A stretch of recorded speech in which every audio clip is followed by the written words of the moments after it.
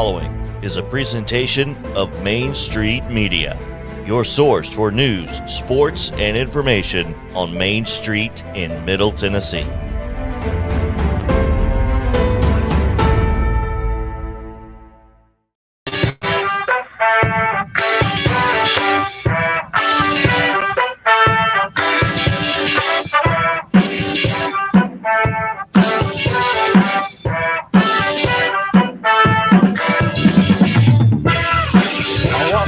To Main Street Sports today, presented by Mid Tennessee Bone and Joint. Chris Yow, Mo Patton, coming to you from southern Middle Tennessee, where it is not Columbia today. It's just raining, lots of rain. But coming off a long weekend of great football action, man, do we have a great show ahead. We get to react to 4 days of football at two different levels, both high school and college. 5 days. Well, we talked a little about on Friday about Thursday, but we got 4. I don't know if we could add a fifth day. There's a lot. That's a good point. But there were five consecutive days. Yeah, you're right. We touched on Thursday's football on Friday, so 4 days. You're right. But 5 days in a row. Does it get better than that? It depends on your definition of better, I guess, because when I was standing in the press box at Columbia Academy at 11 o'clock waiting for the second half, it was not better. It could have been better. It could have definitely been better. Yes. But it's good stuff. On a normal, in normal situations, 5 days of football would be almost impossible to beat. Or for normal people. Well, there's that. We're not. If all you're doing is going and watching and then going home, it's a little easier. Absolutely. Yeah. But if you've got stuff to deal with on the Saturday and Sunday and the Friday night / Saturday morning. Yeah, it's a lot. Yeah. It's a lot to deal with. So, but we do it for you. We do, in fact. We do it for you. We do it for the people. Guys. And that's what we're here for. And so glad to be able to do it because I mean, quite frankly, we enjoy it. So there's that. We got a lot of scores and schedule to get to, Mo. Just a ton going on. So let's go ahead and hop right in and get you today's rundown. This is the rundown. High school football action from the weekend. It's not Monday, but we should probably tell them about Zion. Okay. Let's do that then. The Tuesday rundown there you go. is brought to you by Zion Christian Academy. ZCA offers a faith-based, Christ-centered education in Murray County. Give them a call today at 931-388-5831 or visit zioneagles.org to schedule your appointment today. Zion Christian Academy. Prepared for college, equipped for purpose. Now tell them about high school football. On Saturday, couple of results. Independence defeated Region 7 6A rival Centennial 17-14. Also in that region, it was Ravenwood finishing up a 31-6 win over Franklin, and Page in 6-5A play defeated Spring Hill 35-13. Brentwood Academy went 3-1 in volleyball. They got a 2-0 win over Arlington, 2-1 over both Bartlett and Incarnate Word of Missouri, and then fell to Collierville 2-0. Loretto went 4-2 in volleyball, defeating Lawrence County, Alabama 2-0, Florence, Alabama 2-0, Hatton, Alabama 2-0, and Muscle Shoals, also in Alabama 2-0, falling 2-0 to Deschler and Danville. Lawrence County and Hatton are two very, very good programs, so those are still solid wins. In other action, Siegel fell to Westminster of Alabama 2-1, and then defeated both Athens and Enterprise, Alabama 2-1.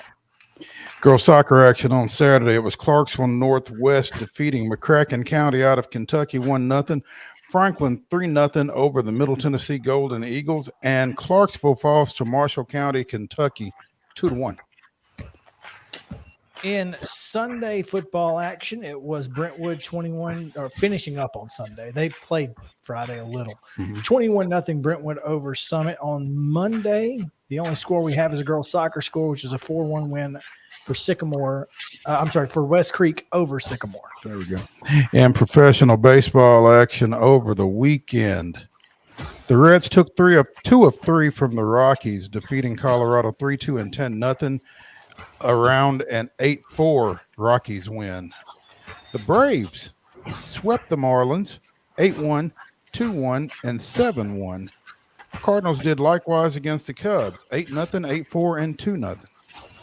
Diamondbacks took 2 of 3 from the Brewers, and they actually took 3 of 4 in the series, but 2 of 3 over the weekend, 2-1 in the second in game 2.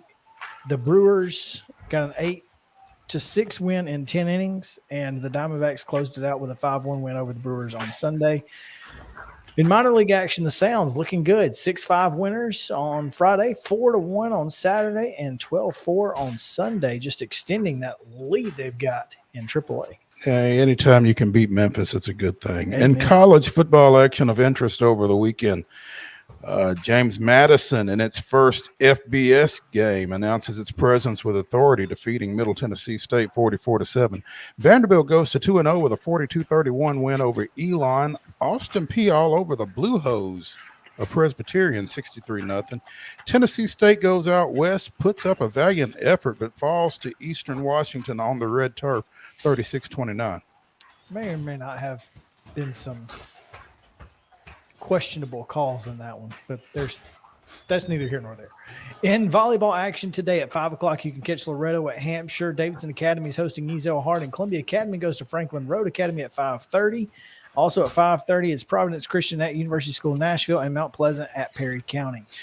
6 o'clock starts in volleyball action. Riverdale at Blackman, Dixon County at Harpeth, Lawrence County hosting Cannon County, Murfreesboro Central hosting Summertown, Laverne at Oakland, Stewart's Creek at Rockvale. At 6:30, Smyrna hosts Siegel. Girls soccer action at 4 o'clock. McGavick's at Cane Ridge, 4:30. Antioch at Hunters Lane. Also at 4:30, St. Cecilia Academy will play host to Innsworth. The next several games at 5 p.m. Ezel Harding at Davidson Academy. Overton hosting Hillsboro. Lead Academy is at Kemp, Nashville. Tullahoma at Lawrence County. Hillwood playing host to Maplewood. DCA at home against Clarksville Academy. BGA travels to Franklin Road Academy. Murfreesboro Central's at home against Giles County. Good Pasture hosts Friendship Christian, and Pope Prep will be at Lipscomb Academy. At 5:30, Cookville travels to Lebanon. 6 o'clock starts. Forest hosts Zion Christian. Greenbrier hosts Smith County. Hume Falk goes to Green Hill. Wilson Central is at Laverne. Martin Luther King takes on visiting Glencliff. Middle Tennessee Christian goes crosstown to Providence Christian. Riverdale hosts Coffee County. Montgomery Central is at Sycamore. Blackman is at Warren County. And Grace Christian of Franklin is at Webb School. All those 6 o'clock starts. At 6:30, you catch White House at home against Bowling Green, Kentucky. CPA's at Harpeth Hall. Rockville at home against Stewart's Creek, while East Robertson hosts Creekwood. Clarksville Northwest goes to Dixon County, while Culleoka is at Fairview. Oakland is at Hendersonville, while Henry County plays host to Kenwood. Merle Hyde is at Independence Academy. Smyrna at Mount Juliet. Centennial goes to Nolensville. Page is at home against Lincoln County. Summit also at home against Station Camp. And Gallatin is at White House Heritage, all at 7 o'clock. Pro baseball action tonight. Cincinnati is at Wrigley Field against the Cubs. That's a 6:40 start.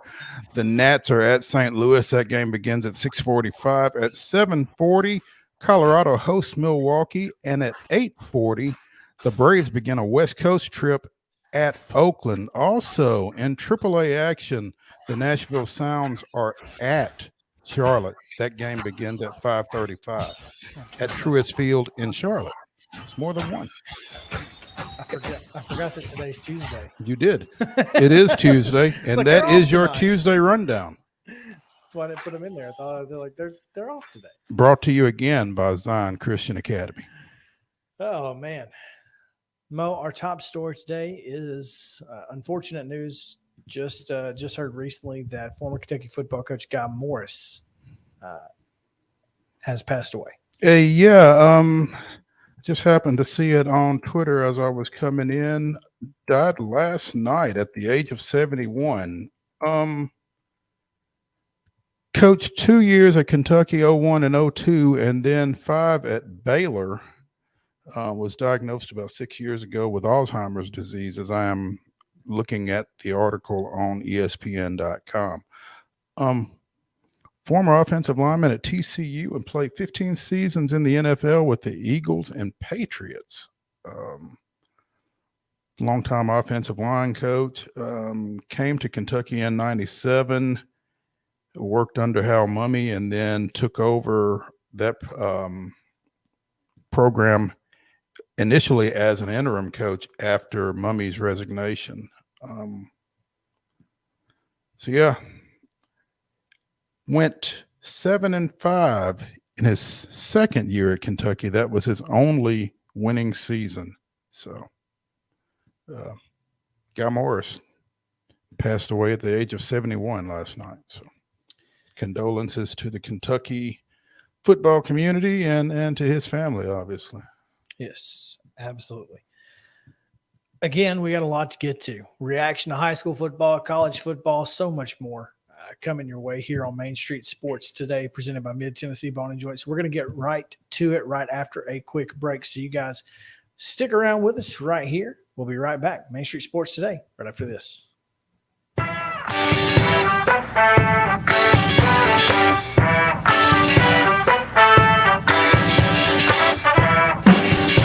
Mid-Tennessee Bone and Joint treats your orthopedic injuries and existing conditions. Our trained physicians will get you back in the game faster. Contact us at 931-381-2663 or www.mtbj.net.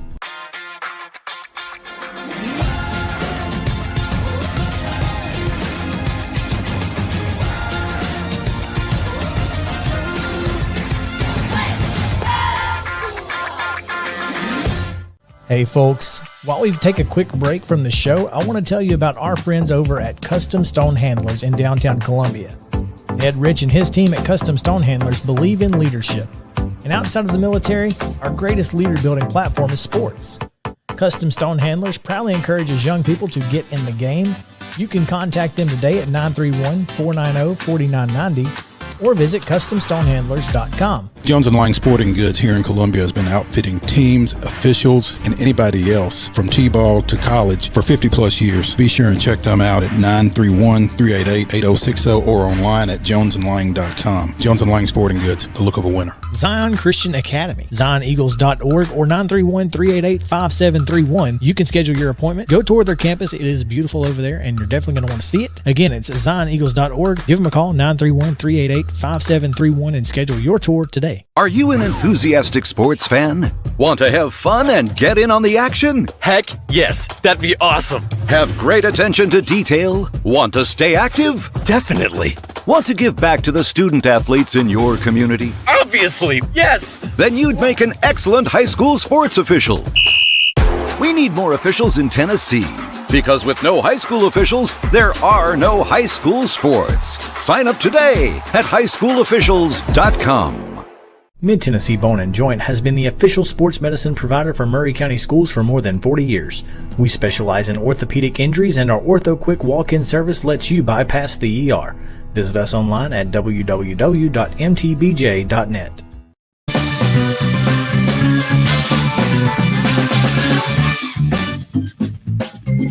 Welcome back to Main Street Sports Day, presented by Mid-Tennessee Bone and Joint. Chris Yow, Mo Patton, coming to you from Southern Middle Tennessee, here in the dimple of the universe, Columbia. We'll talk to a Columbia native later in the show. Chip Walters joins us as he does each and every Tuesday to talk a little MTSU. So looking forward to that. But Mo, scrolling through Twitter, as we are wont to do, and we are, we came up with unfortunately a top story part deux.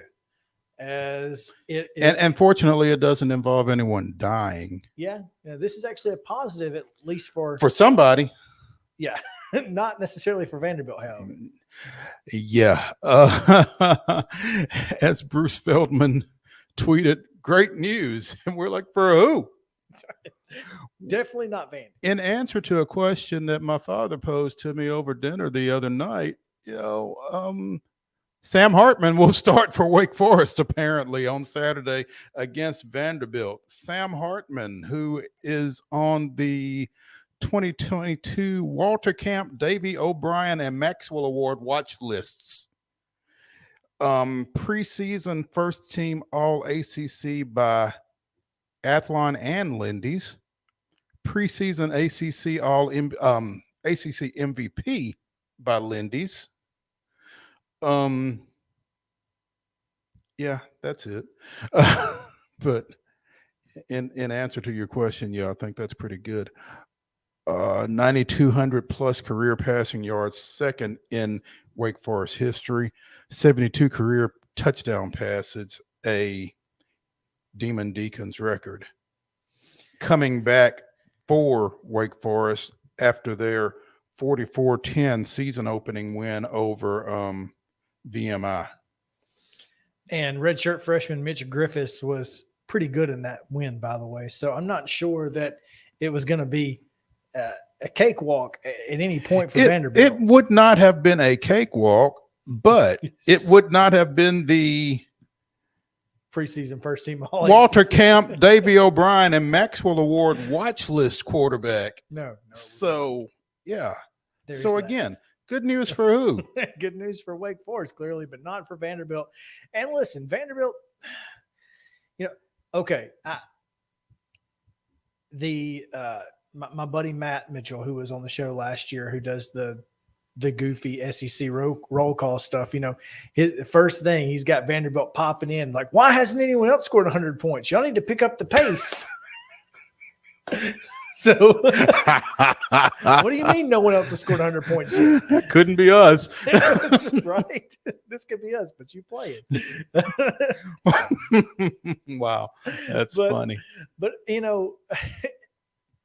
it really wasn't a great outing on Saturday defensively, specifically against Elon. And that's what scares you. And for former Notre Dame defensive coordinator Clark Lee, that's got to be a little disappointing.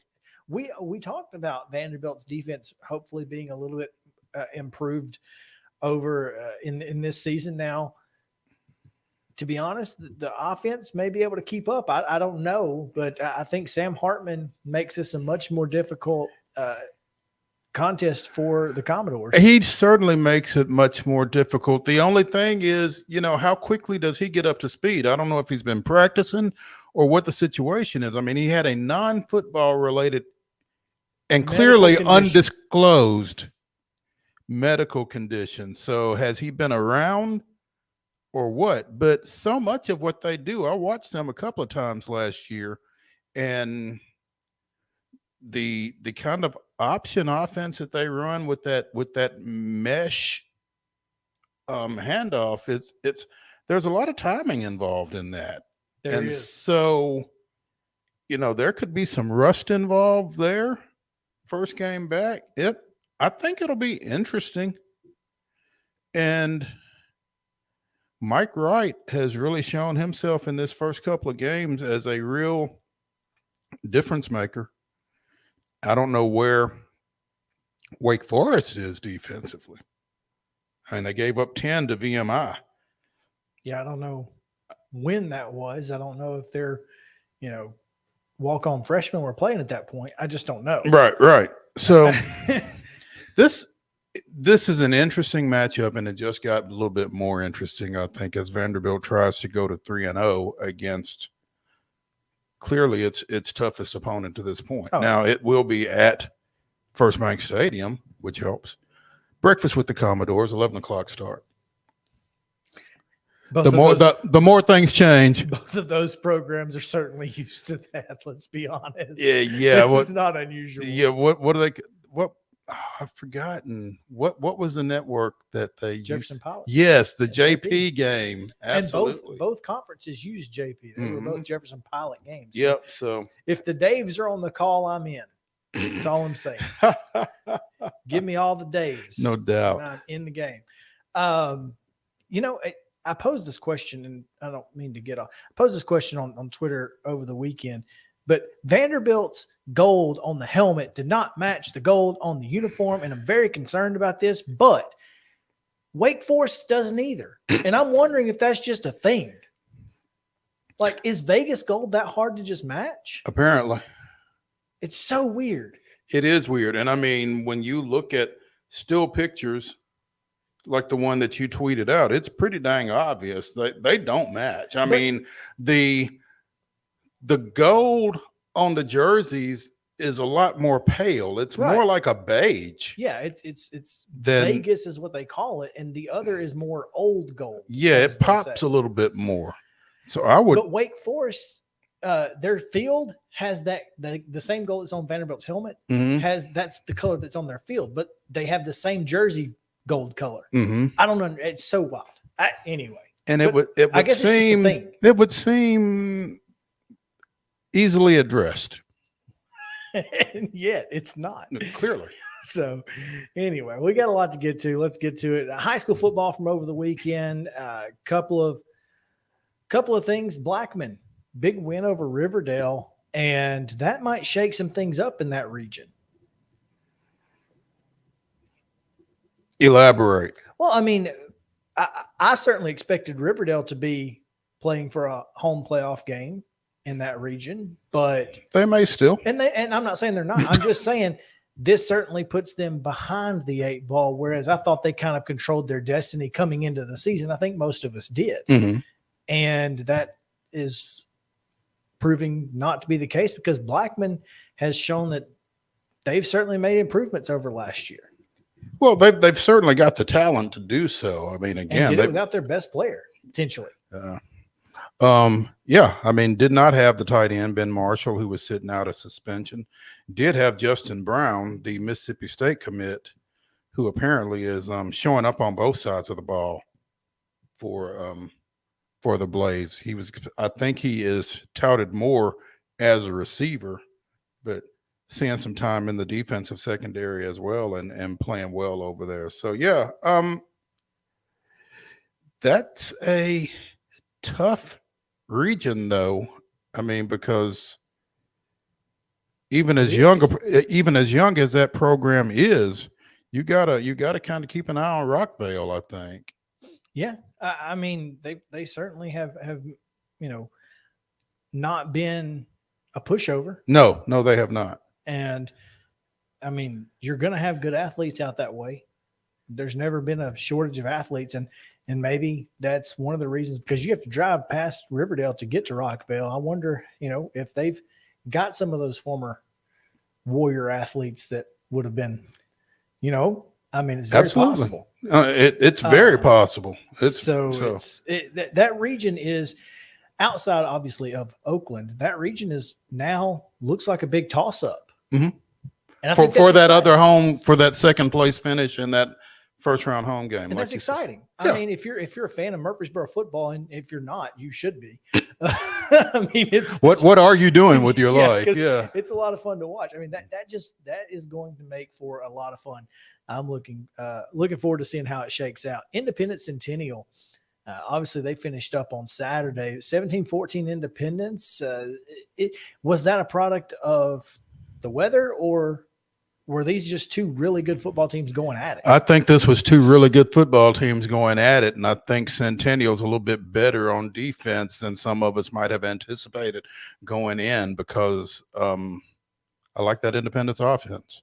And anytime, as we've said on here, it's got to be comforting for any quarterback in that offense to turn and look over their shoulder and see number 6 back there. But Alabama commit Ty Lockwood finally saw some action in this ball game. Had 2 catches for 25 yards, and I think that bodes well for the Eagles going forward. Cody Pagash was back, threw for almost 200 yards and a touchdown. And it's going to be a tough fight, I think, for Centennial, just because this is such a good region. But at the same time, the way things are falling out right now, I think the Cougars have a pretty good shot at a playoff spot. I think so too. I absolutely think so. I mean, and credit Matt Kreisky and the patience he's shown with this program, and the patience that administration has shown with him. Absolutely. And he's put together a pretty good staff over there Mm-hmm. in the last few years. So I think it's a big win for Independence. I think it's a big win for Independence. I don't think people realize how big a win it is for Independence because this Centennial team is better than some people probably realize. It's better than they have been the last 2 or 3 years, which is what you obviously recency bias is going to play into that. So Sure. I think folks need to realize that, Independence is not bad because they barely beat a Centennial. Boom. That's the thing. That's the point. Yeah, that's the point. Yeah. How about the biggest game of the weekend, biggest win of the weekend, biggest upset of the weekend? If you ask me, NBA goes to McCallie and beats the Big Blue. Did not see that coming. Nobody saw. Did not see that coming because we watched McCallie and NBA in the state finals last year in D2 AAA, and you knew what McCallie had coming back off that team. Almost everybody. Yeah. So that was a really young team last year. So, as long as we're giving kudos to Marty Uverard and his coaching staff, and of course to Ole Miss commit Marcel Reed. Not sure exactly what his numbers were, but 23-20, I feel like he probably has something to do with that win. Yeah, there's no question there. And now NBA looks to CPA on Thursday, so it doesn't get any easier for the Big Red. or for CPA. Well, no, absolutely not. So CPA obviously with a big win over BGA, and they're 2-1 on the year.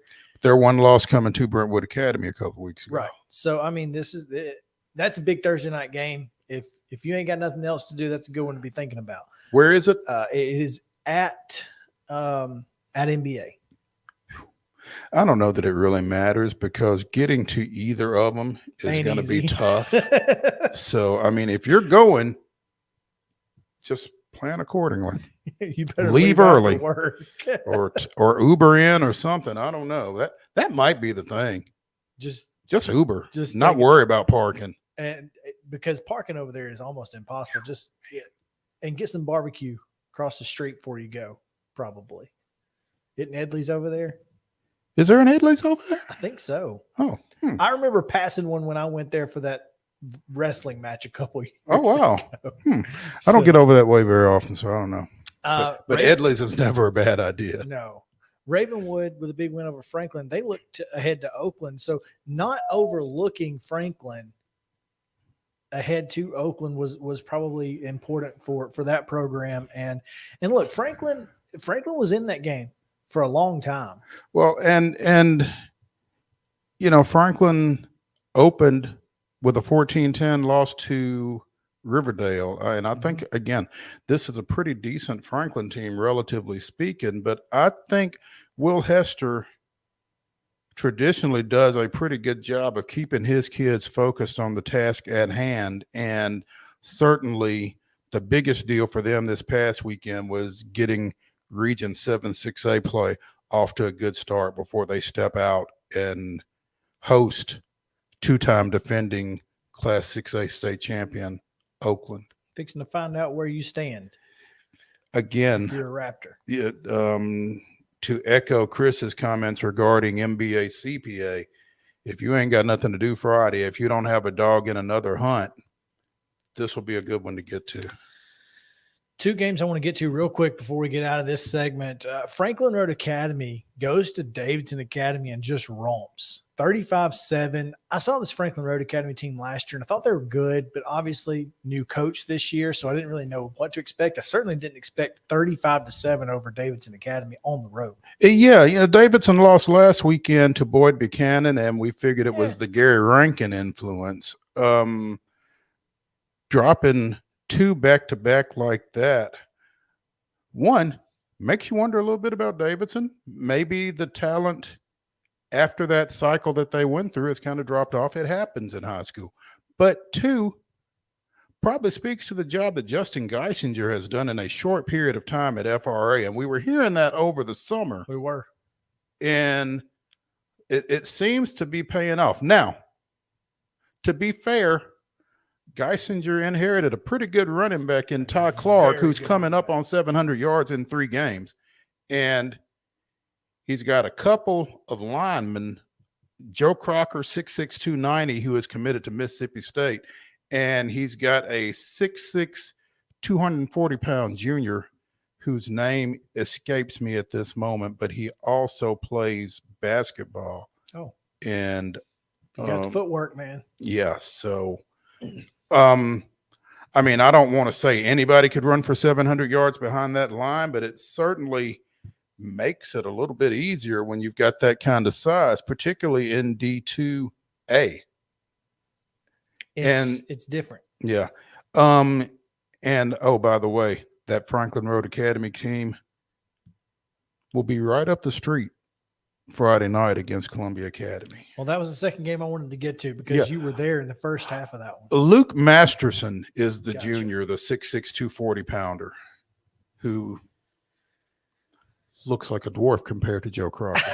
But it's pretty darn big in his own right. But exactly. That's the second game I wanted to get to. Columbia Academy with a 10-7 advantage at halftime. And that 7 was a fluke. A fluke and probably shouldn't have taken place. That's neither here nor there. Yeah. But the fact that in reality, you give up a Hail Mary. Mm-hmm. You know, that's going to happen one time out of 10, probably maybe 2. Mm-hmm. So I don't put that on their defense at all. Sure. I think that's just a 50-50 ball, and they went and got it. But you scored 10 points on the number 1 team in Class A going in. Yeah. Held a couple votes in the AP poll last week. You go and you outscore the number 1 team, and then you get no votes in the AP poll. So go figure. Now, I don't think as many people voted this week as the week before because I guess the voters took Labor Day off. I guess they did potentially. But so that being said, though, this is a team that's coming off 2-8 last year, 3-7, 3-7. But who's counting? I mean, and you're hosting the 2-7. Might have been 2-7. No. They were 3-6 regular season, and they lost in the opening round of the playoffs. Yeah, but this Columbia Academy team looks like a team that could make some noise. They do, and they're going to get better as the season progresses, as everybody gets used to each other. Again, coaching change. Seth Anderson is at the top now, and these kids are playing loose. Now they've got a short roster, and I wonder if depth is going to be an issue for them at some point. They've certainly got to stay healthy. Oh yeah, they certainly can't afford for anything to happen to Monte Baldwin, and probably wouldn't want anything to happen to Connor Rawson either. So yeah. But that being said, Connor Rawson and Monte Baldwin certainly cure a lot of ills on offense if you are Columbia Academy. So I think that's pretty big for them to get that to be in that position. I'm interested this weekend, speaking of depth, speaking of size, to see how they match up defensively with this FRA offense with the bookend tackles. Yeah, it'll be tough. Yeah. So. All right, that's going to do it. That's our reaction to high school football from over the weekend, and much more to come, college football specifically on the other side of the breaks. So please stick around here on Main Street Sports Today, presented by Mid-Tennessee Ball and Joint. We'll be right back.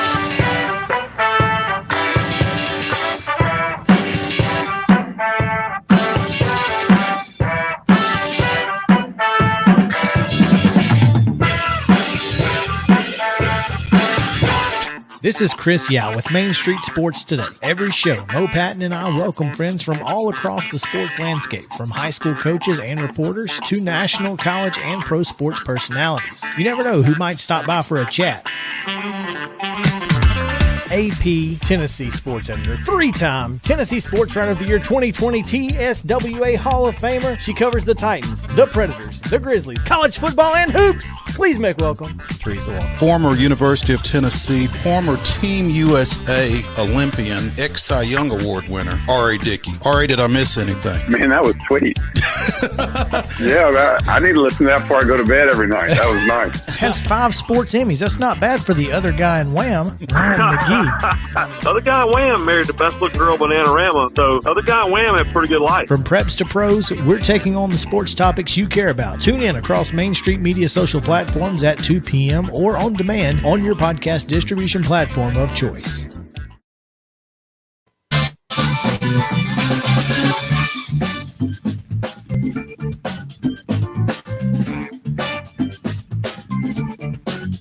Welcome back into Main Street Sports today, presented by Mid-Tennessee Bone and Joint. Best sports talk from preps to pros anywhere around. With the Hall of Famer Mo Patton, I'm Chris Yow. Thank you guys for hanging out with us as we react to the weekend that was in college football. And boy, there's a lot to react to. Mo, first of all, the AP Top 25 poll has been released. Has it? It has. Talk to me. Florida goes from unranked to number 12.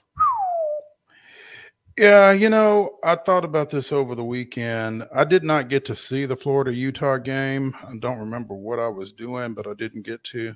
But one of the comments that I persisted in making in talking about Florida was I didn't know how good Anthony Richardson is. Well, I think that's been answered. I think he's pretty good.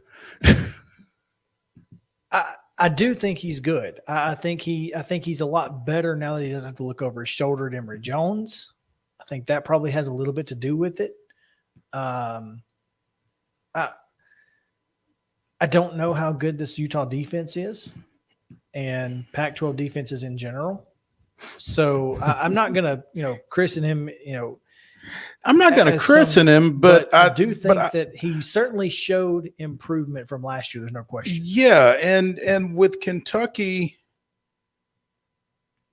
going to the Swamp this weekend. Oh, I think that game is. I think that game's at. Is it at Kroger Field? Kroger no S? No, it is not. It is in fact in the Swamp. That's tough. I think, and with Kentucky, as you were saying, you thought they were twice as good as the 20.5-point spread. And in fact, that final was 34-13? We barely covered it. Yeah. So clearly it makes Vegas you wonder. Knew. Well, you asked, what do they know? Well, I mean, they knew something. Just straight off the top, I would have thought this is crazy. But yeah, they knew something. So I think that game, particularly in the Swamp, becomes a lot tougher than we had anticipated. Now that they've got a little confidence too. I think that's huge. That's bigger than anything, is just having confidence in yourself and in your teammates and your coaching staff. And your new coaching staff. It's pretty big. Clemson dropped 1-5. Only one. And look, trust me when I tell you that 41-10 final last night, if ever a game deserved to have that phrase closer than the score indicated, slapped on it, it was that one. Clemson pulled away late. Georgia Tech's coaching staff helped. I don't know how many yards Dante Smith wound up with, but he should have had more because he should have had more touches. Yeah, He had 4 touches for 4 yards when I looked in the first half, and I thought, this is not – and again, we said this a long time ago about Derrick Henry. He's not really a guy you can give it to 4 or 5 times and expect big bursts. That's not who Dante Smith is as a running back. Mm-hmm. He needs to kind of get into a rhythm. Yeah, he's a rhythm running back, I think. But, I mean – the other 2 backs, Hassan Hall from Louisville and I can't even remember the other kid's name, number 6. Neither of them is, and maybe I'm biased because I covered the kid for 2 years. I'll give you that. But I don't think either of them is on the same level to him to the point that they need to be swapping out series. 9 carries, 30 yards. Was he the leading rusher? No. Quarterback was. But of the 3 running backs. Well, the next running back had 5 yards. So which one was that? McDuffie. That's the other one. And Hall had 4 carries for 1 yard. So there's that. Anyway, Clemson dropped a spot. Didn't think that was a look. So who's 4? They're still going to have to prove it to me. I think and you can and say what you want to about Pat Narduzzi calling the ACC a Pee-wee league because he's making fun of the rest of the world. They're a Pee-wee league. They're a Pee-wee league. They are. Ask LSU about that Pee-wee league. LSU's, again, I don't think that LSU is very good. I didn't think they were good going in. So, I mean, Florida State's better than I expected. Give them that. But I picked Miami to win this league. I think it's You did pick Miami to win this league. So, all I'm saying is, after week 1, I certainly don't feel any better about Clemson being number 1 at the end of the year. No. So, anyway. Now, do you feel okay? You said Clemson dropped from 4 to 5. Michigan went from 8 to 4. Based on what? Yeah, that's what I was going to ask you. Do you think Michigan is the number 4 team? No, I don't. But I'll tell you, I don't think Texas A&M is the number 6 team either after watching them on Saturday. Now, granted, weather had a lot to do with that. I'll give them that. But you're Texas A&M. Now, granted, Sam Houston is a really good football team. Okay, and they didn't score. So I'm not throwing shade necessarily at Texas A&M because I don't think we saw the best of Texas A&M on Saturday. But I mean, based on the quarterback play, I didn't really like it. So who do you think should have been 4th? Because I got an answer for you. I'll be honest with you. I really don't know. Maybe I'll tell you who it probably should be, and laugh me out of the building if you want. But the best win of the weekend was Arkansas. Arkansas should be a top 5 team right now. If Texas A&M's top 6, Arkansas should be top 5. I'd not disagree with that. They beat what is going to be a pretty good Cincinnati team. I was thinking Oklahoma, though. Oklahoma looked really good. Absolutely, they did. And if they're going to be top 10, they deserve to be number 4 as much, if not as more. much as Michigan or Clemson. There you go. Yeah. Yeah, that's the thing. I mean, it's relative. Do they deserve to be number 4? Not necessarily, but neither do those guys. Yeah. I mean, it's almost like it should go from 3 to 6. It really should. Because nobody really deserves to be 4. It's tough right now. Absolutely. Where did Arkansas come in? 16. They jumped a few spots to 3 16. From 19 to 16. Tennessee makes its debut at 24, and we talked about them already last week. Ole Miss at 22. I think Troy defensively is always a really tough team. So you can't overlook Troy as an opponent, but you really expect the Lane Kiffin offense to be a little bit more dynamic than it was on Saturday. Well, I think that's a function of 2 quarterbacks, neither of whom are terribly experienced under Lane, particularly because Jackson Dart, again, is the transfer in from USC, as is everybody. Apparently. They had 37 quarterbacks on their team. Apparently. Clearly. I was unaware. Yeah. And then Luke Altmaier, who played in the Sugar Bowl? Yes. After Corral got hurt. Chris. So I think that, and like you said, a traditionally pretty decent Troy defense kind of impacted that 28-10 win there. Wake Forest down from 22 to 23. So now you got a 5 ACC mad teams, though, bunch of Demon Deacons coming into First Bank Stadium with their quarterback. Yeah. 5 ACC teams in the top 25. Not bad for a Pee Wee league. And Florida State not among them. Well, Florida State's got a lot of proving to do, and I think that goes back to your assessment of LSU as much as anything. Okay. We've seen some wild finishes in college football. That's what makes college football exciting. It's what makes college football fun. But Have you ever seen anything like that? No. I mean, and I tweeted middle school stuff. Lock your legs, lean in. It's not hard. Lean toward the center. Whichever side you're on, you lean toward the center. Well, before that, Florida State's fumble. Well, I mean, that can't happen. neither can muffing 2 punts, but yet. Yeah. I mean, twice you let guys block a field goal and the game tying extra point, which to me is just karma for not going for 2.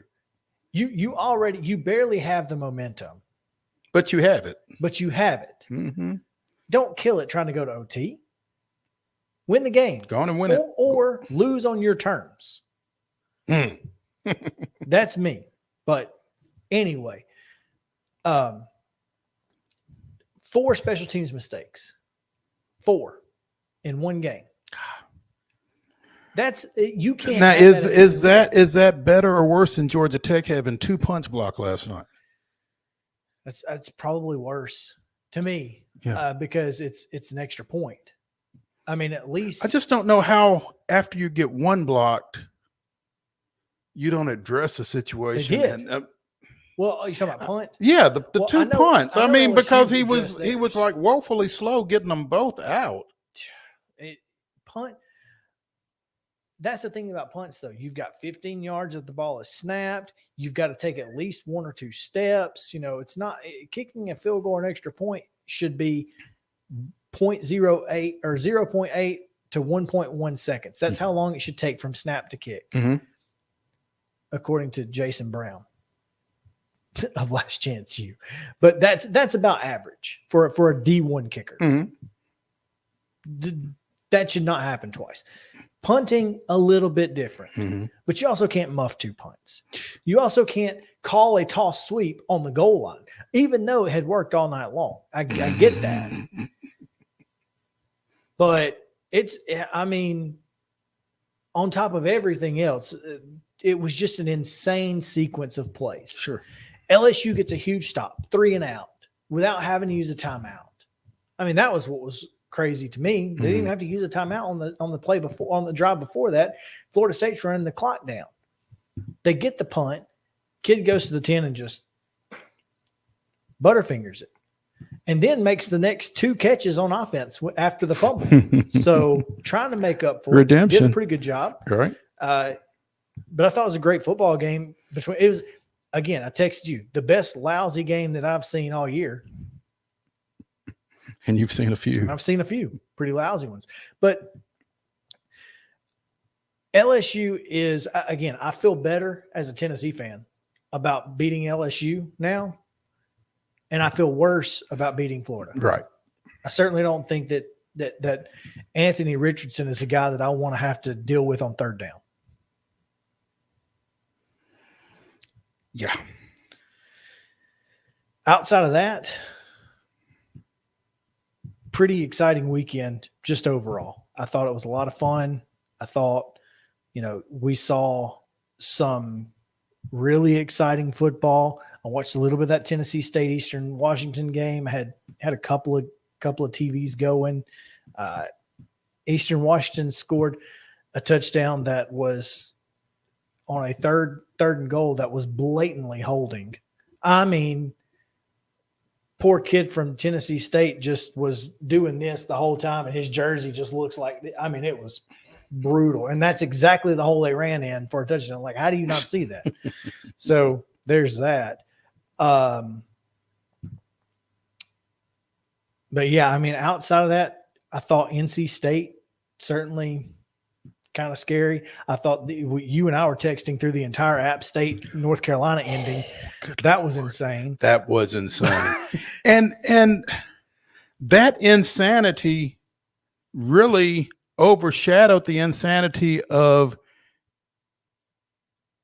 NC State and East Carolina late. Yeah, because that game had just ended. Yeah, and then you flip over. Oh, I'll see you and raise you. I'll see your missed extra point for the tie too. Good Lord. to this. And what was so crazy was, I'm sitting there kind of going, okay, App State, I hear you. I see you. Let's go. Mhm. And then what did they missed? They went for 2, right? They went for 2 and kid just overthrew the kid, yeah, right? overthrew him, threw it in the one spot you couldn't really throw it, which was over his head. Yeah. If he throws it anywhere to the outside, He can adjust to it. He can go get that's it. the way he was going. Mhm. If you throw it to his left shoulder as he's running toward the left side or to the right sideline, he was wide open. He was standing by himself. He was wide open. Yeah. And just not a good throw. But even still, you can't score there if you're North Carolina. Yeah, but getting back to that East Carolina game for a second, friend of the show and former East Carolina catcher Corey Kemp tweeted and said that campus will be tough for him this week because he missed 2 kicks late. He missed a field goal and the extra point. Is that he missed the extra point? And yes, he did miss a field goal. Yeah, I don't remember the order, but yeah, that's well, the extra point was the last one. very, very, very winnable game for East Carolina, and would have sent shockwaves through your ACC champion, North Carolina State. Yeah. I admire these Power 5 teams that go on the road in situations like that. They're stupid as all get out. Because how do you put yourself in that position? Not a chance. On the road. It's tough. I mean, it's one thing if East Carolina goes to Raleigh and does that. Sure. But you are going to their place and putting yourself in that position? Or App State in Chapel Hill versus Boone. Mm-hmm. Yeah. So be interesting to see when those games take place in those venues again. Yeah, those games take place in those venues again. I don't think it's going to happen. But yeah, it was a fun weekend. I enjoyed every bit of it. It was. Just every bit of it. I sat on the couch and watched a lot of football this weekend. Much to the chagrin of our significant others, probably. Yeah, it wasn't, but I will tell you, I took care of Charlie for most of the weekend. So Sarah really was pretty happy because I just kind of gave her a break and let her relax a little. And so it was worth it. But we sat and watched TV, watched football. We played on her little tablet or whatever, and just let her kind of do her thing and had a good time. She didn't eat but like a couple rocks. That's it. So that's a good weekend. All right, let's get into some baseball. The Atlanta Braves are 1 game back of the New York Metropolitans. And what does that mean? We'll find out. We'll talk about it right after this on Main Street Sports Today, presented by Mid-Tennessee Bone and Joint. Please stick around.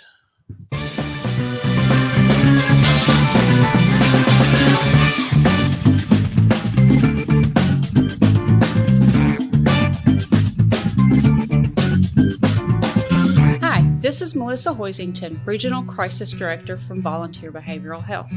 Disasters can affect everything in your life, including your emotional health. Help is available during these uncertain times. The Tennessee Recovery Project is a free, supportive resource for adults and children who have experienced the effects of natural or human-caused disasters. Specialists are available for counseling by phone or in person. For free, confidential service, please call 833-954-2424. The hotline is open 7 days a week, 7 a.m. to 9 p.m. Move forward with the help from the Tennessee Recovery Project. Mid-Tennessee Bone and Joint treats your orthopedic injuries and existing conditions. Our trained physicians will get you back in the game faster. Contact us at 931-381-2663 or www.mtbj.net.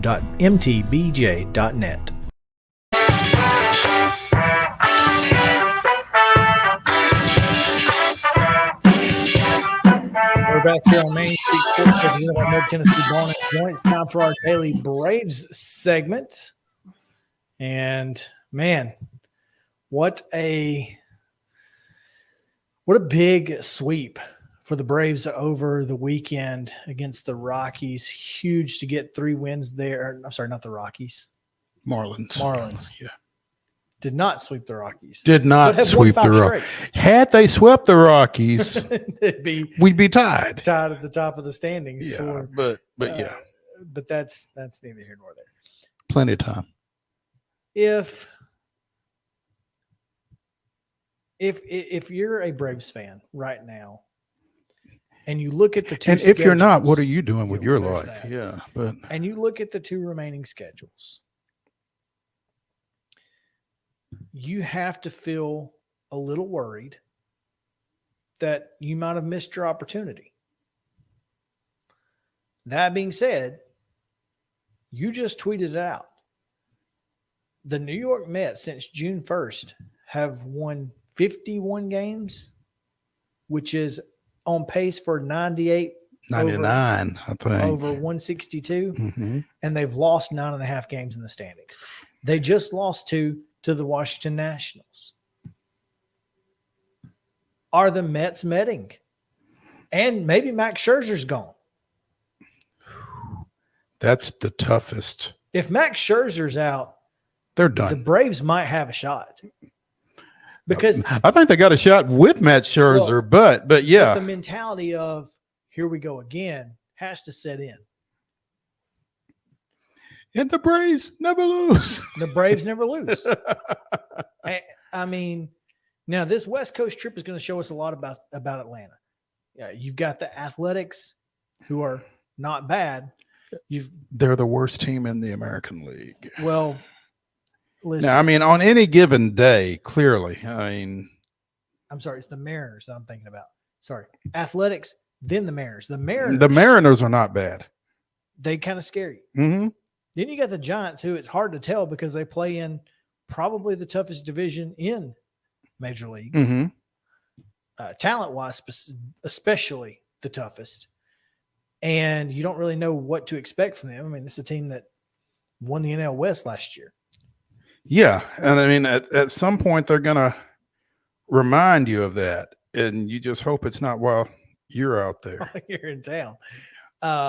Now, after that, you get into it's pretty much division play from there on out, and you feel pretty good. So if you can get through this West Coast trip, and you're 1, 2, 3 games out, I think the Braves probably feel like we're going to win this thing. Especially considering, again, the last weekend of the regular season, the Mets are at Truist Park, whatever it is. That place they will down not there. Be in Charlotte. They'll be in Atlanta. Yeah. So. I mean, now the Mets, they've got the Pirates. But listen, hey, the Pirates have, outside of against the Braves, the Pirates haven't been that bad. They've not been. And if you can lose to the Nationals, you can lose to the Pirates. So, yeah, that's all I'm saying. I mean, Brian Reynolds is still there. He still exists. Brian Reynolds is still there, and O'Neal Cruz is still hitting balls hard. So when he hits them, listen, are the Mets Metting? I don't know. Maybe. Hopefully they are. Maybe the Mets aren't Metting. Maybe the Braves are just playing some really good baseball. Kenley Jansen and all. Well, again, both of these teams are on pace to win 100 games. They're closing in, and which kind of reminds you, for those of a certain age, of that 93 NL West when the Giants and the Braves, yeah, when the Giants got left at home with 103 wins, I think it was. Yeah, that was tough. And then the Dodgers could win 112. I mean, they're already at 92. The Dodgers could pretty much name their number, it feels like. But Seattle won like 110 one year and went out in the first round. I remember. So, I mean, sometimes it's not how many you win, but when you win them. There's that. I mean, the Padres, who are 74-62, 12 games over 500 and 19 games out. 19. That's insane. And they're going, and we spent all this money. All of it. Spent all the money, went and got all of the talent, and nothing. Nothing to show for it. Have not made the playoffs yet. So anyway, Braves will take on the Athletics tonight. It is an 8:40 first pitch. Kyle Wright going for win number 18. 18 seems good. And who would have thought? Nobody. Nobody. I mean, just cue up Keith Sweat. Nobody for an hour. Cole Irvin, left-hander for the Athletics, who's 7-11 with 3.35 ERA and a 1.06 WHIP. That right there is telling you that Oakland just has trouble hitting the baseball. This guy's got a 3.35 ERA, 106 WHIP, and is 7-11 on the year. Yeah. That's that Nolan Ryan when he didn't win the Cy Young for those years because he was like 6-18, but it had a 2.75 ERA or something. Yeah, should be suing for lack of support. I mean, Kyle Wright, 17-5 with a 2.85 ERA.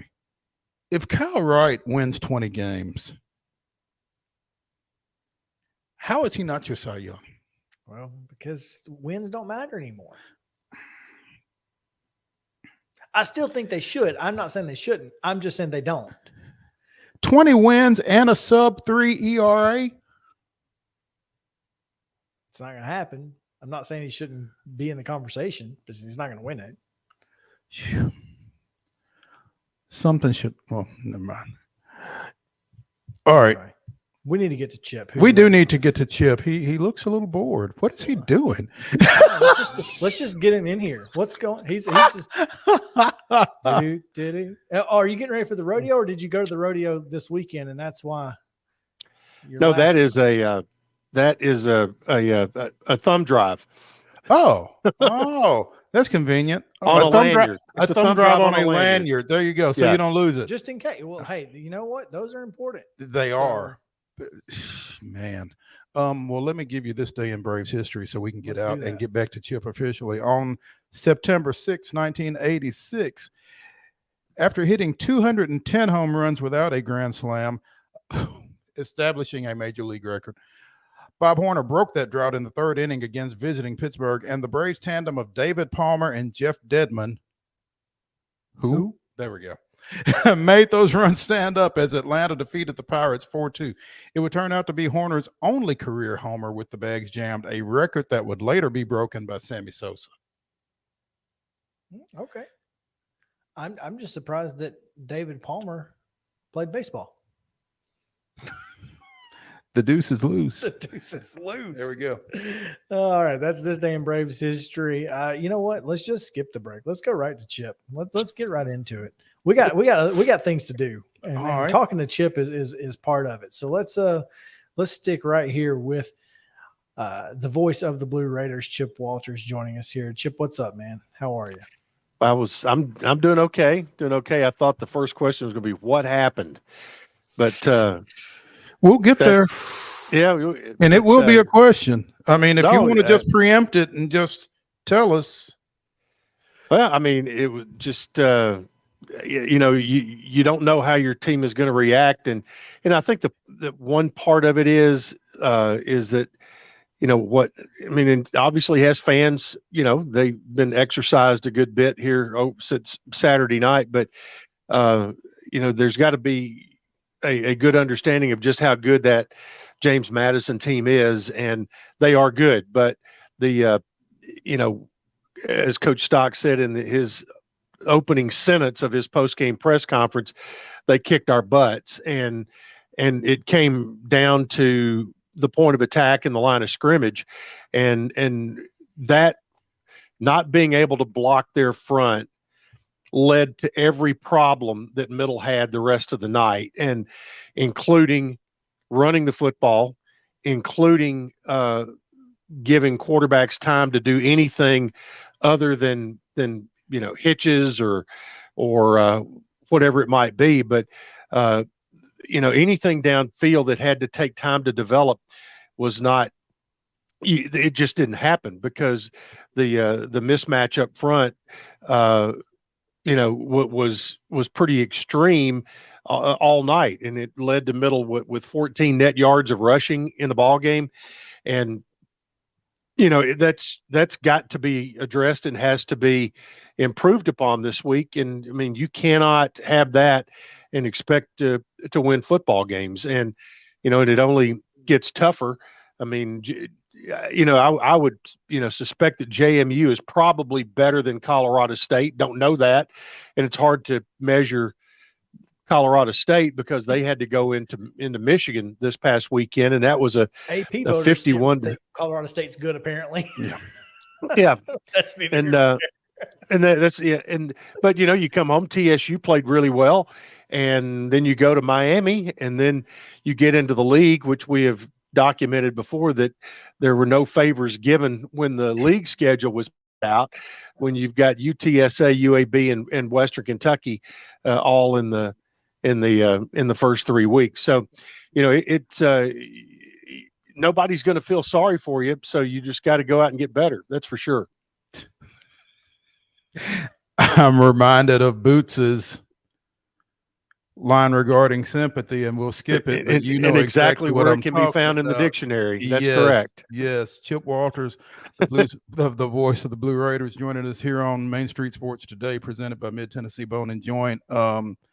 MTSU again coming off that 44-7 loss to open the season at James Madison, goes to Colorado State this coming weekend. Colorado State having lost to Michigan pretty soundly. But Chip, we talked last week and the question was raised about how quickly this offensive line with so many JUCO transfers and the like coming in, how quickly it could come together.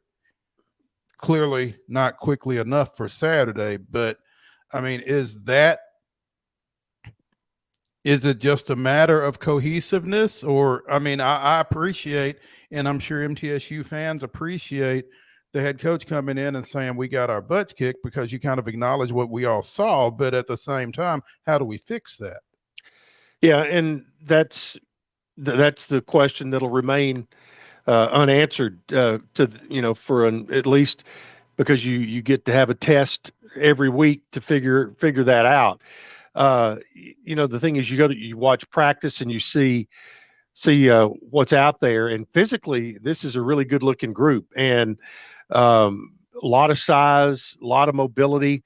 You have one, like we mentioned, kind of 2.5 starters from a year ago returning, Jordan Palmer being the one who has played the most at center, but Jalil Riles and Jakee Graham, who both play on the right side, they've played a good bit, but you're breaking in all new guys. Tyler Falvey, Sterling Porche, those are Porche is the JUCO. Falvey is a redshirt junior, and he's been in the program. But you've got another JUCO at left tackle at the number 2 spot, who's Morgan Scott. Then you've got Seth Foley, who was Butler Community College. So 3 of the 4 guys in your 2 deep on the left side are JUCOs. So, and they were in programs where they had success. So you would expect that to come along, and I'm sure that's been an emphasis on Sunday's practice, which is based on corrections and going over the things were not where they needed to be. So yet Monday was an off day. They're back to practice today, and we'll have Coach Stock's radio show tonight, which a lot of that will be asked, and he will always address those and get his thoughts on where that is, why it was inexperience together, as you mentioned, cohesiveness, that kind of thing. But I think the issue you had there really does not allow you to get a full evaluation of how well did Chase Cunningham play or any of the running backs, because they were getting hit, a yard behind the line of scrimmage. And, you were without Jalen Lane, who is, your most exciting electric offensive player. So he's supposed to be back this week, but you did have, Yusuf Ali took it upon himself to kind of break out a little bit. And, we picked him as our offensive player of the game with the things that he was able to do. So, the long answer to your short question is, is it cohesiveness? It appears that way.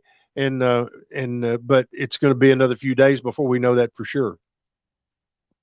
There you go. I think that's cohesiveness is going to be important, and one of the reasons that sometimes there may be some issues with that is lack of maybe knowing who your quarterback is going to be on the offensive side.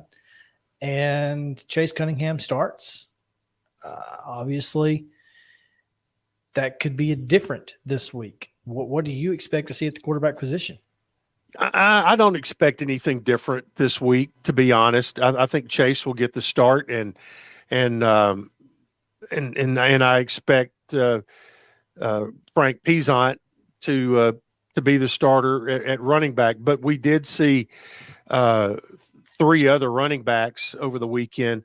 In Darius Bracey was the number 2. Then you had Joe Irvin and Avarius Sparrow. But I don't think Chase did anything himself to warrant a change in that starting position. I mean, he played well behind a good line a year ago, and before he was injured. So I don't expect a change there. And like you said, Chip, it's tough to really evaluate what Chase was or wasn't getting done when he didn't really have time to do it. Correct. That at least that was my take on it. And Jeff Murphy, my new broadcast partner, he made really good points in that, going into the game, Mitch Stewart, the offensive coordinator, had said to have success, this offense needed to get 4 yards on first down. They needed to average 4 yards on first down, which they did not do. And because of that, it really limited what he could do as a play caller on second down and third down. It's easy to look at third down conversions and look at that number, which was not good at all, and say, oh, well, they just couldn't convert third downs. Well, if they were averaging 3rd and 3 instead of 3rd and 7, what would that percentage have been? Because if you're 3rd and 3, your whole call sheet is available to you. Shifting gears just a second from football, I'm on MTSU's athletic communications mailing list and got an email this morning.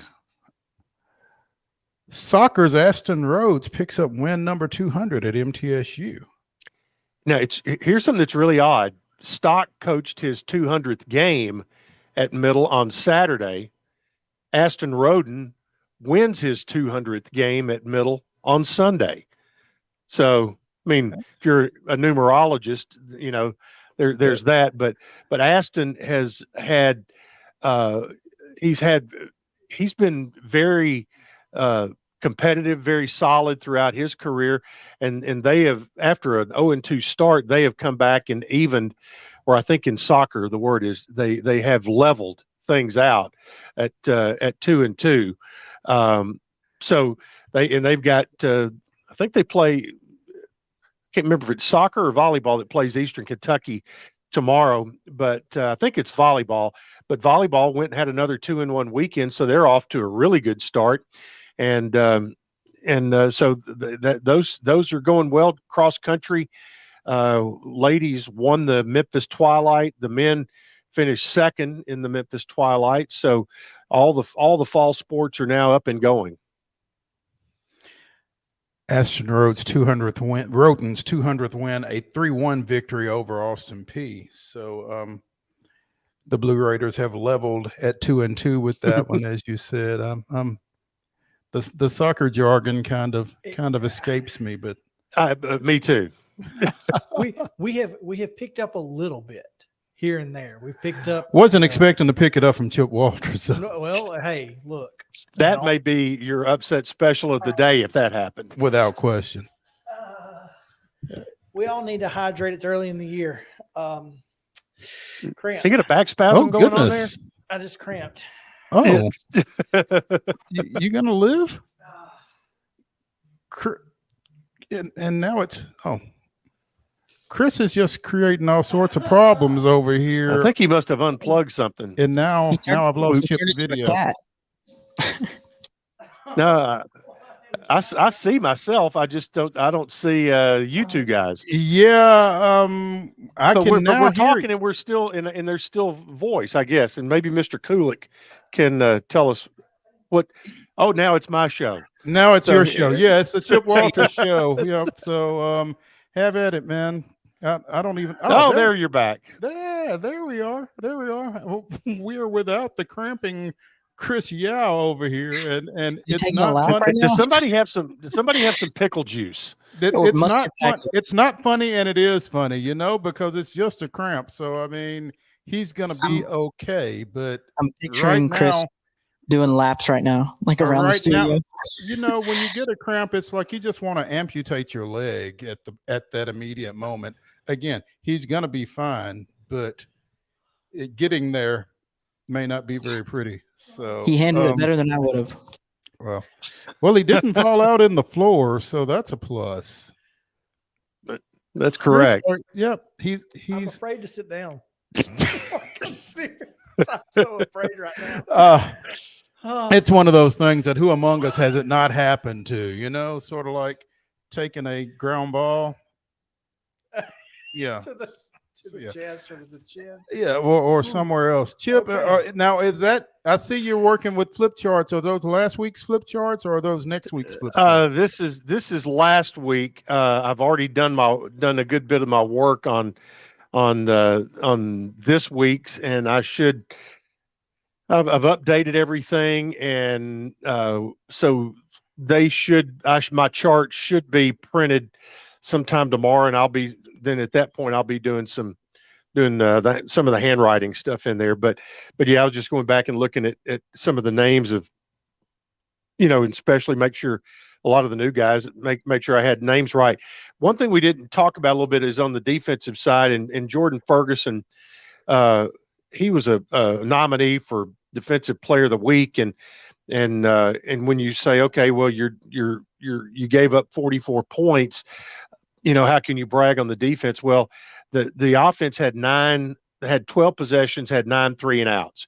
The time of possession was huge in favor of James Madison, but Jordan Ferguson got the game started off on a good foot defensively. In that on James Madison's first possession, he got his first field goal block in his career, and then came back on the next possession, and James Madison had a 4th and short and tried to run a screen pass, and he batted it down. So he got both of those things done right off the bat. So he played well. We saw.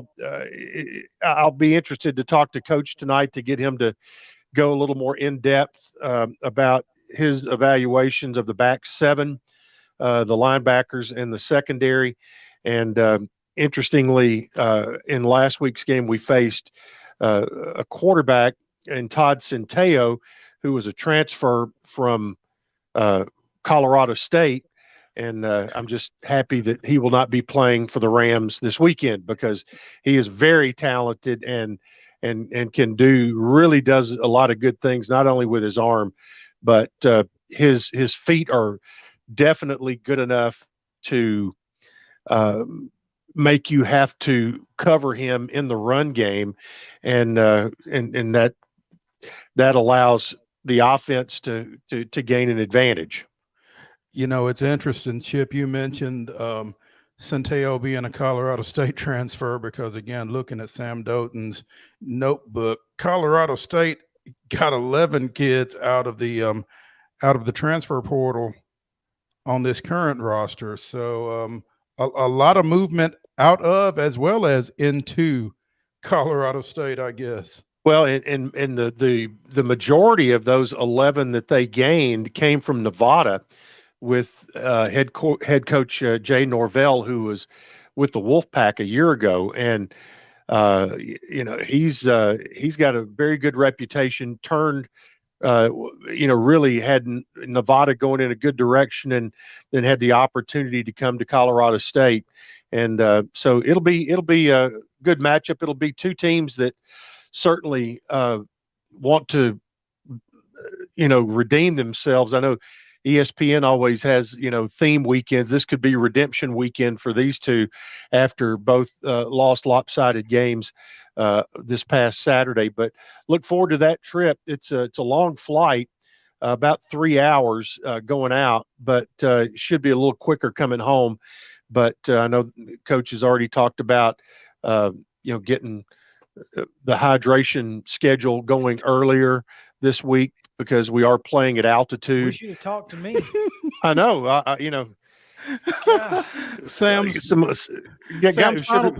His final paragraph of note for this week: Fort Collins is 5,003 feet above sea level, presenting a physical challenge for the Blue Raiders heading on the road. Hydration, as Stockstill pointed out, will be key, something the team is already making sure as they focus off the field this week. Yep. I didn't get an email. You didn't get it. I didn't get the email. That's right. I tell you, it was a few years ago when we were in the Sun Belt, and we would go play basketball at the University of Denver. It would when the team came out of the locker room at Denver, there was in big letters painted on the hallway wall, "You are at 5,280 feet."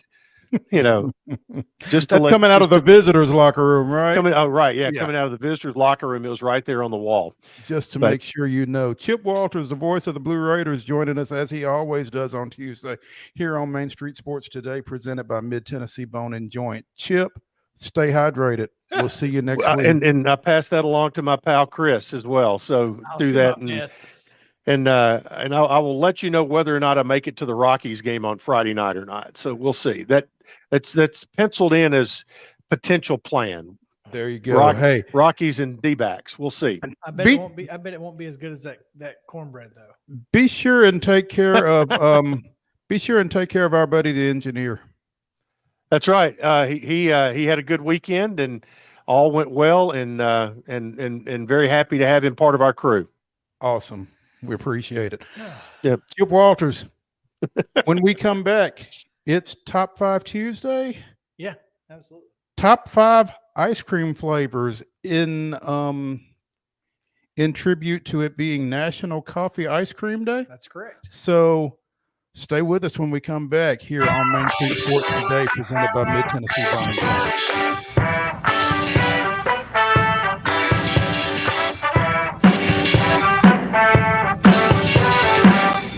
Mid-Tennessee Bone and Joint treats your orthopedic injuries and existing conditions. Our trained physicians will get you back in the game faster.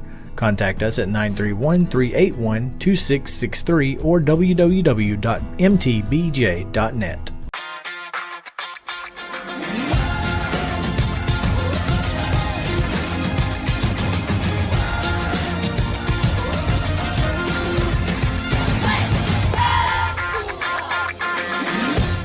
Hey folks, while we take a quick break from the show, I want to tell you about our friends over at Custom Stone Handlers in downtown Columbia. Ed Rich and his team at Custom Stone Handlers believe in leadership. And outside of the military, our greatest leader building platform is sports. Custom Stone Handlers proudly encourages young people to get in the game. You can contact them today at 931-490-4990 or visit CustomStonehandlers.com. Jones & Lang Sporting Goods here in Columbia has been outfitting teams, officials, and anybody else from T-ball to college for 50 plus years. Be sure and check them out at 931-388-8060 or online at jonesandlang.com. Jones & Lang Sporting Goods, the look of a winner. Zion Christian Academy, ZionEagles.org or 931-388-5731. You can schedule your appointment. Go tour their campus. It is beautiful over there, and you're definitely going to want to see it. Again, it's ZionEagles.org. Give them a call, 931-388-5731, and schedule your tour today. A game without a crowd is just a scrimmage. A performance without an audience is just a rehearsal. Without your presence, high school sports and the performing arts aren't possible. Ensure that these essential extracurricular activities continue to enrich the lives of students in Tennessee. Purchase a ticket to your local high school's game or performance. This message presented by the TSSAA. Mid-Tennessee Bone and Joint has been the official sports medicine provider for Maury County Schools for more than 40 years. We specialize in orthopedic injuries, and our Ortho Quick walk-in service lets you bypass the ER. Visit us online at www.mtbj.net.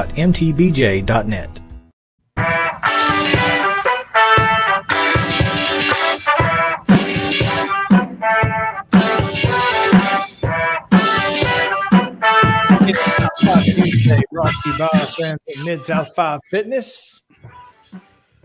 Oh, yeah. Top 5 Tuesday. It's one of my favorite days of the week. You all right? I'm good. I told you I was hot earlier. I'm sweating. And I think that's probably part of it. I mean, anyway. Little dehydration over there. Yeah. We'll live. Roll up the sleeves a little bit. Roll up the sleeves and yeah. But you look good. Well, hey. Yeah, I mean, you look sharp. It's hard not to look good wearing some St. Louis Billiken with the Billiken. Yeah. It's hard not to look good wearing Billiken gear because if you look anything better than this. Chris the Billiken. Yeah, over here. All right. Sacrifices you make for fashion. There you go. Don't forget to go see our friends Dallas Steele at steelathletes.com, STEEL athletes.com, at STEL athletes on Instagram as well. Yeah. So Mid-South 5 Fitness. That's right. Mid-South 5 Fitness. Locations in both Columbia and Franklin. That's right. So, yeah. Top 5 ice cream flavors. Let's go. Let's do this thing. Who goes first? Justin, we'll start with you. Okay. I'm going to go mint as my number 5. Mint or mint chocolate chip? Oh. Mint. The man said mint. Yeah, I think I'm just because it's, the lowest on the list. I'm going to go mint. Mint chocolate chip probably would have been it, but since I've locked in mint, I'm going to go mint. He's locked it in. All right. Well, I hear you. What? My number 5 is actually orange sherbet. So your favorite ice cream isn't an ice cream.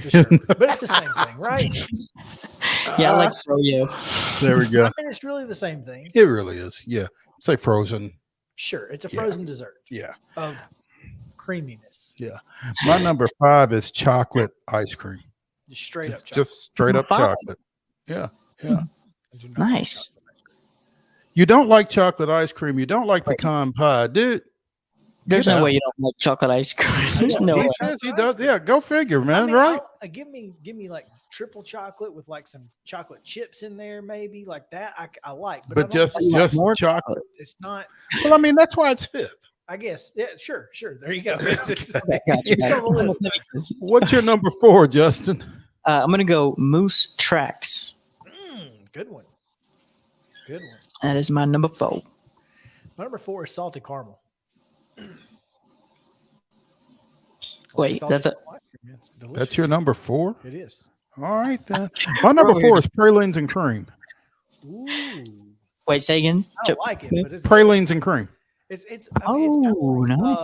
It's kind of like the Southern Butter Pecan International Delight coffee. Love that flavor. Great flavor. All right, number 3, Justin. I'm going to throw it back to when birthday parties used to be thrown at bowling alleys, and I'm going to go with the big tub of chocolate, vanilla, and strawberry. Neapolitan. There we go. Neapolitan. It has a name. Yeah. It's not called birthday party bowling alley ice cream? It really should be called birthday party ice cream. That's what it's called. I guess it's a mouthful. Your number 3? My number 3 is Cherry Garcia. Ben and Jerry's. My number 3, in deference to National Coffee Ice Cream Day, is Mocha. Oh yeah, that's a good one. I like Mocha. That is a solid. I like it particularly in milkshake. That makes sense. So it's basically like a frap. That's a good call though. Solid. That is a good one. Throw that in your Yeti and sip on it all day. Or until it melts. Number 2. If it's in the Yeti, it won't melt as fast though. That's the thing. There you go. Number Number 2 for me is, so they probably have these all over the place, but it's an ice cream shop in Chattanooga where you can get whatever ice cream you want and then any candy you want, and they blend it in a blender. Okay. Like if you want Twix or like, M&Ms, you blend it. So I don't know if you would call that like a type of ice cream, but candy and ice cream blended together. Okay. With chocolate. I would go chocolate if I was ordering it right now. So my number 2 is very similar, Justin. At Kroger, they have what's called Kroger Jammed, and you can get Baby Ruth jammed in. It's basically just vanilla ice cream, and they've pre-made it, but it's chocolate, caramel, and peanut. So like you get some of the salt in there with the caramel, like I said, salted caramel, and then you got the chocolate too. Baby Ruth inside of it's called Kroger Jam. Go get it. I just pictured when you said jam that it's just like an ice cream. And, and Michael Jordan is just like throwing down in there. My number 2 is Turtle Tracks. Ooh. That's what Sarah's favorite. There you go. Nice. Yep. Your number 1, Justin. My numero uno is so I mean, it's kind of, I guess it's not like a ice cream you would buy from a store, but like a hot fudge sundae cookies and cream.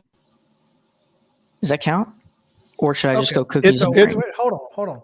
You're making this may be Fat Kid Tuesday. You're making a hot fudge sundae out of cookies and cream ice cream? Because I'm here for this. It's called an Oreo layered sundae from old BR, Baskin Robbins. Oreo layered. Okay, I've not heard of this. We have a Baskin Robbins here. It'll change your life. It's about to try. I feel like it already has. It's about to try. I think I smell a field trip for Chris over here once he gets his cramp worked out. Yeah. I'm leaving here and going to get some ice cream after I get this water in. Yes. Okay. What's your number 1? My number 1 is very simply Bluebell Country Ice Cream Banana Split. Not banana split, banana pudding. The banana pudding Bluebell ice cream. It's the best ice cream on earth. That's my number 1. Country Day. My number 1 and my favorite of it is at Kilwins in Franklin down on Main. Sea salt caramel. There you go. Yeah. That's why when you had it at 4, I'm like, how? Right, exactly. How? Cherry Garcia, man. Yeah. Sea salt caramel. It's the bomb. I've never had ice cream with salt in it before. Oh, sweet and salty is the perfect combo. You talk about life changing. There you go. Mind blown. Exactly. Yeah, exactly. I can't wait to see that. Kind of like a bigger salt crystal. Mm-hmm. So it's not, it's not like they just poured like iodized salt in there. No, it's good stuff. I am picturing like somebody just like sprinkling salt on it. Exactly. That's it. Yeah. What's the Leonardo DiCaprio meme? Yeah. That's it. Exactly. Oh, kiss. We never get out of here on time on Tuesdays, but that's okay. I love We're Tuesdays. worth the wait. I love Tuesdays. I think we probably would have been out of here on time on Tuesday had it not been for your injury. Yeah. Yes. We had to take an injury timeout. Exactly. Yeah. Shoot. They had to stop the clock. Yeah. Brutal. Yeah. Oh man, but we appreciate you guys hanging out with us on this Tuesday. We'll come back tomorrow. We've got Heather Williams talking NASCAR. Big weekend up in the dangerous Darlington. Always fun up there. So we'll talk to Heather tomorrow. We'll also the 43 back in Winner's Circle, and it was like 50 years to the day, or 55 years to the day that Richard Petty won. So the 43 being back in Victory Lane was pretty cool. And we'll also have Teresa Walker. Is that correct? We do not have her yet, but we are efforting. So hopefully, unless she stiffs us. That's okay. If she does, she's got other things to worry about. It is opening week. So there's that. But yeah, we're going to go out on a limb though. I don't think Teresa's ever turned us down. So if she is not actually covering something, she's typically available. So we're going to hope. Cross your fingers, folks. But yeah, don't you cross anything? No, please don't. I will fall out on the floor again.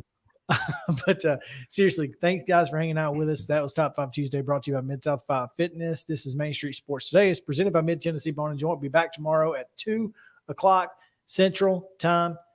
Come back. We'll see you then.